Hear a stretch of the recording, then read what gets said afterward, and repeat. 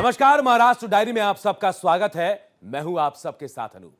महाराष्ट्र सरकार विकास के साथ ही नया कीर्तिमान स्थापित कर रही है।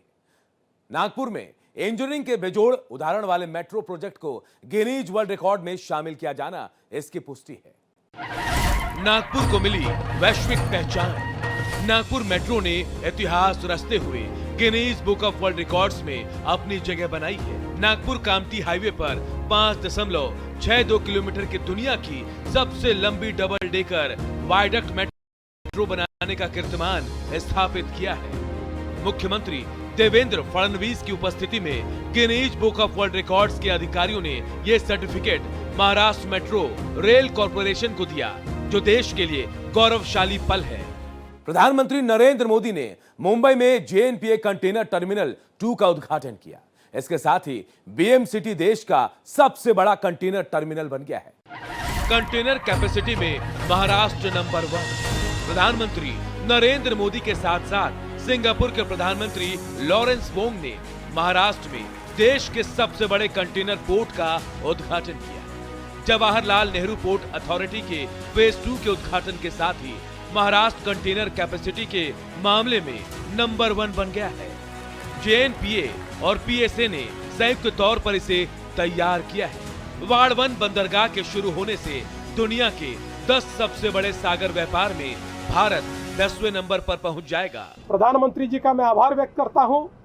JNPA और पोर्ट ऑफ सिंगापुर अथॉरिटी जो है PSA इंडिया, इन्होंने मिलकर इसको तैयार किया है।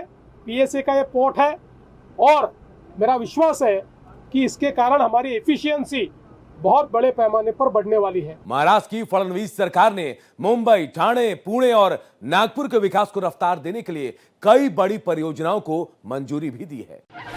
शहरी यातायात के विकास पर जोर। महाराष्ट्र में यातायात व्यवस्था को आसान बनाने के लिए महाराष्ट्र सरकार ने मेट्रो विस्तार को हरी झंडी दिखाई है। मुख्यमंत्री देवेंद्र फडणवीस की अध्यक्षता में कैबिनेट ने मुंबई में आणिक डिपो, वडाला से gateway of India Mumbai metro line project 11 परियोजना को मंजूरी दी। ये वडाला ठाणे कासार वडावली का विस्तार है। इसमें 70% हिस्सा भूमिगत होगा। 17.51 किलोमीटर लंबी इस परियोजना को पहले ही cabinet sub committee on infrastructure की मंजूरी मिल चुकी है।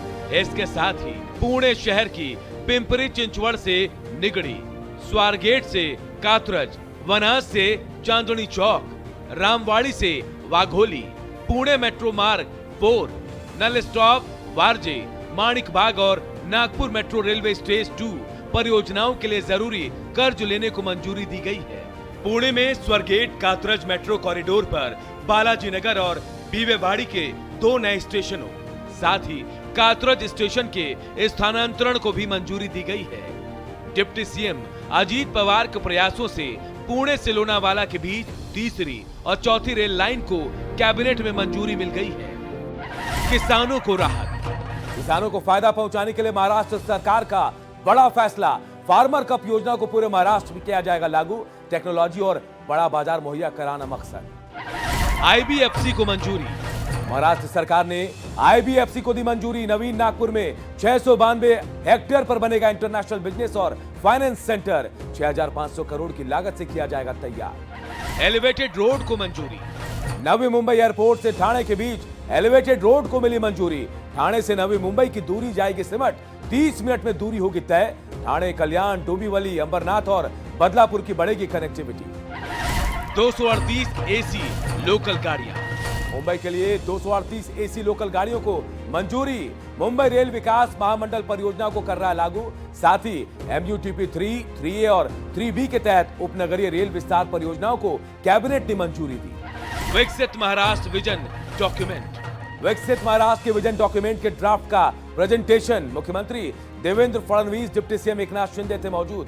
2047 तक सबसे समृद्ध और विकसित राज्य बनाने का लक्ष्य है।